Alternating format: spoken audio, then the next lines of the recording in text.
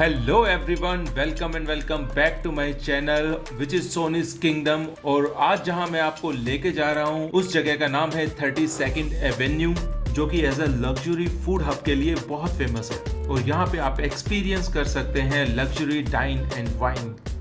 मैं पहुंच तो गया हूँ 32 एवेन्यू।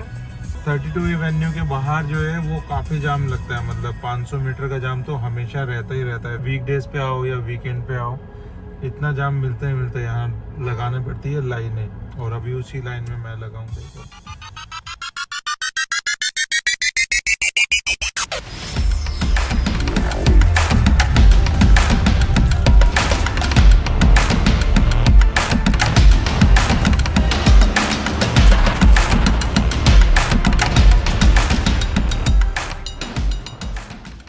तो 32 एवेन्यू में एंटर करने के बाद आपको दिखता है इस तरह का लाइटिंग का लग्जरी और चकाचौंध नज़ारा।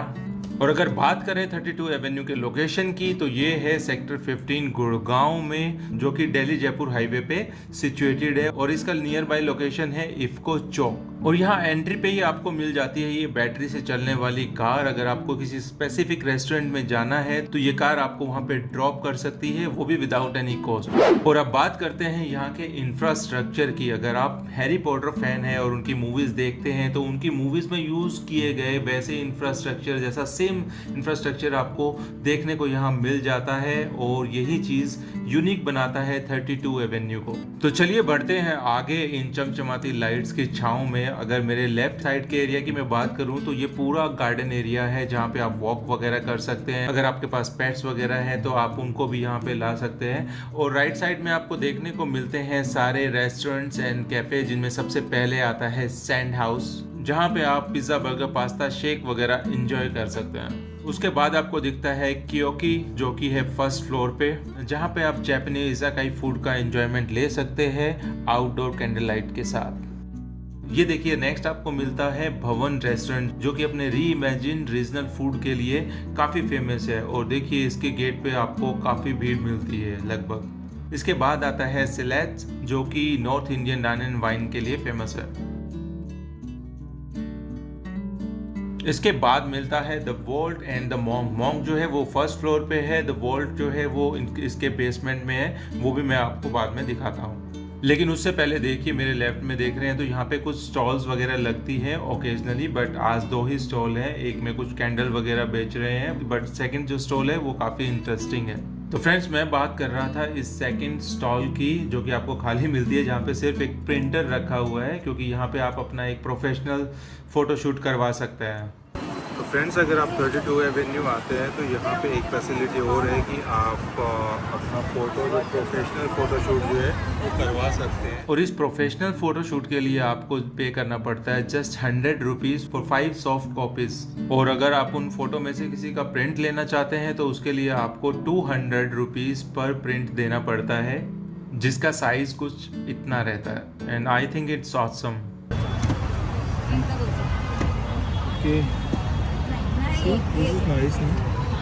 Yes. तो जैसे ही आप यहाँ पे पिक्चर क्लिक करवाते हैं और उसको ऑर्डर करते हैं 32 एवेन्यू के ऐप से, तो कुछ ऐसी पिक्चर आपको जो है वो निकल के आती है।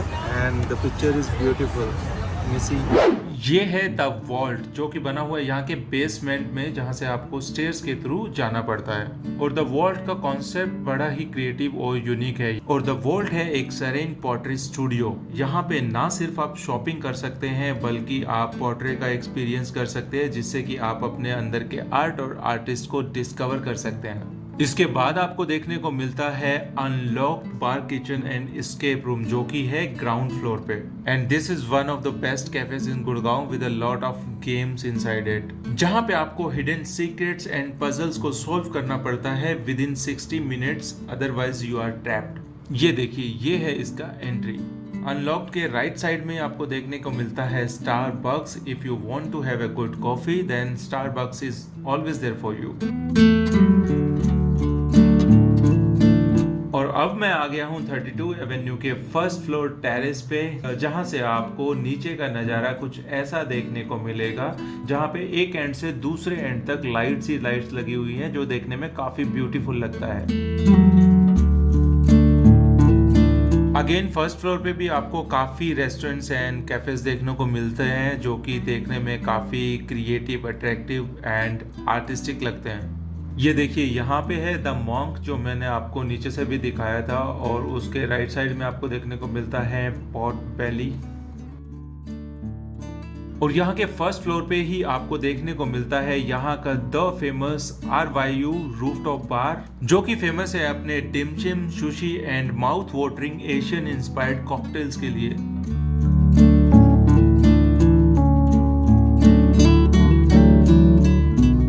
और अभी मैं आ गया हूँ 32 एवेन्यू के दूसरे एंड की तरफ, जहाँ से आपको यहाँ का इंफ्रास्ट्रक्चर एक ट्रायंगल में दिखाई देता है। ये है 32 एवेन्यू का टॉलेस्ट फ्रंट, जहाँ पे 32nd एवेन्यू लिखा हुआ है। इसके भी हर लेवल पे आपको बार्स एंड रेस्टोरेंट्स ही देखने को मिलेंगे।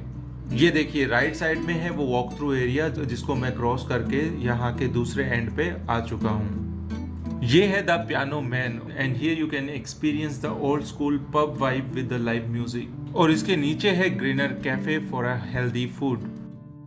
32 एवेन्यू की बिल्डिंग के बैक साइड में आपको देखने को मिलता है गूगल का ऑफिस, तो यहाँ आने के लिए आपके पास ये भी एक नियर बाई लोकेशन हो सकता है।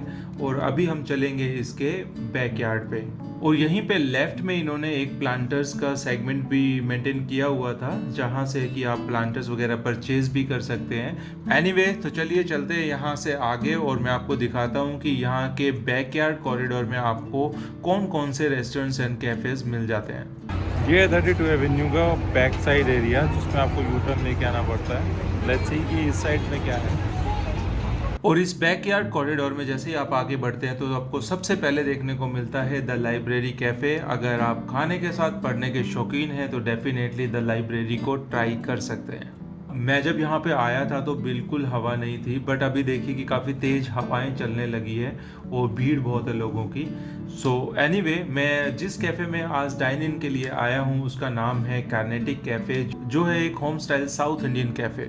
और अभी मैं लगा हूँ वेटिंग लाइन में कि यहाँ पे कितना वेटिंग चल रहा है। तो फ्रेंड्स देख रहे हैं यहाँ पे कितना भीड़ है। ये कार्नेटिक कैफ़े है जहाँ पे आपको साउथ इंडियन मिलता है। मैं एक्चुअली यहीं पे आया था, साउथ इंडियन कुछ खाने का मन था, बट यहाँ से 2 से 3 घंटे की वेटिंग है, इतने लोगों की भीड़ है, तो आई थिंक टाइम लगेगा काफ़ी। बट मैं यहाँ पे इतना वेट करने वाला नहीं हूँ। हालांकि कार्नेटिक कैफ़े के पास काफ़ी एम्पल स्पेस है अंदर सिटिंग के लिए, बट आज इतना भीड़ है बाहर तो मैं इतना 2-2.5 घंटे वेट नहीं कर पाऊँगा। तो मैं कुछ और ट्राई करता हूँ खाने के लिए, तब तक मैं दिखाता हूँ कि इसके बाद के कैफ़ेज़ में क्या है। कार्नेटिक के बाद आपको देखने को मिलता है कॉमो पिज़्ज़ेरिया, जो कि अपने इटालियन पिज़्ज़ाज़ के लिए काफ़ी फेमस है। उसके नेक्स्ट आपको देखने को मिलता है मला अकबरी बार एंड कैफ़े। सामने आप देख सकते हैं मला बार एरिया, जो इन्होंने बार एरिया को यहाँ पे मेंटेन किया है।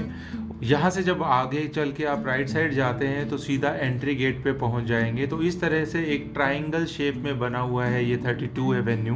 और वहाँ से राइट मुड़ते ही आपको देखने को मिलता है ये ब्यूटीफुल सा कॉरिडोर, जो आपको लेके जाएगा एग्जिट की तरफ। एंट्री गेट के पास में ही आपको इसकी एंट्री मिल जाती है, जिसमें अगर आप वॉक करते हो तो आपको कुछ ऐसा फील मिलता है, जिसमें कि ऊपर डेकोरेशन की गई है अच्छे से, अच्छे हैंगिंग्स, फ्लावर वगैरह लगाए गए हैं।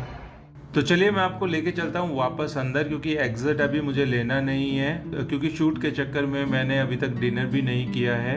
जैसा मैंने आपको दिखाया कि कार्नेटिक कैफ़े पे काफ़ी भीड़ थी, तो अभी कोई और ऑप्शन देखा जाएगा जहाँ पे डिनर होगा।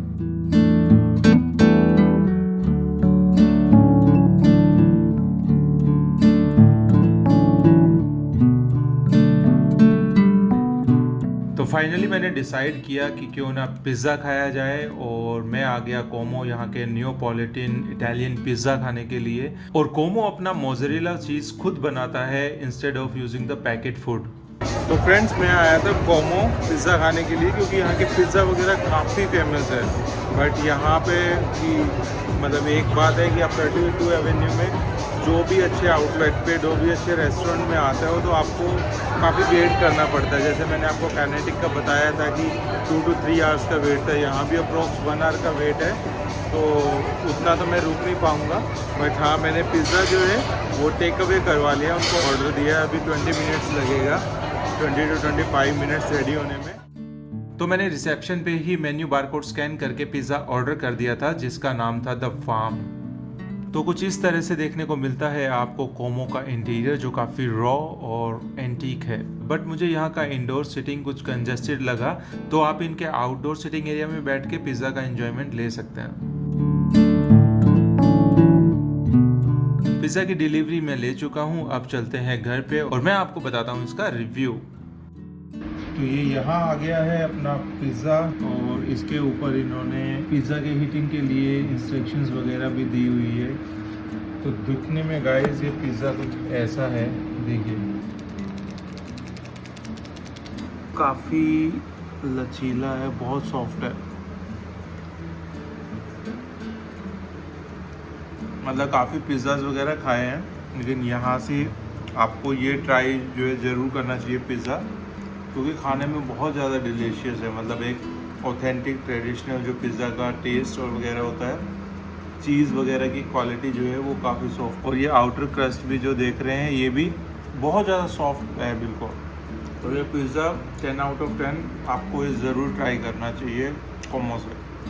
तो फ्रेंड्स, मैं तब तक पिज़्ज़ा एंजॉय करता हूँ और आपको मैं मिलता हूँ नेक्स्ट ब्लॉग में। और आज का ये ब्लॉग आपको कैसा लगा कमेंट बॉक्स में ज़रूर बताइएगा। मेरे वीडियोस अगर आपको अच्छे लगते हैं तो share it with your family and friends, and don't forget to subscribe my channel for upcoming videos. तब तक के लिए this is Naresh Soni signing of.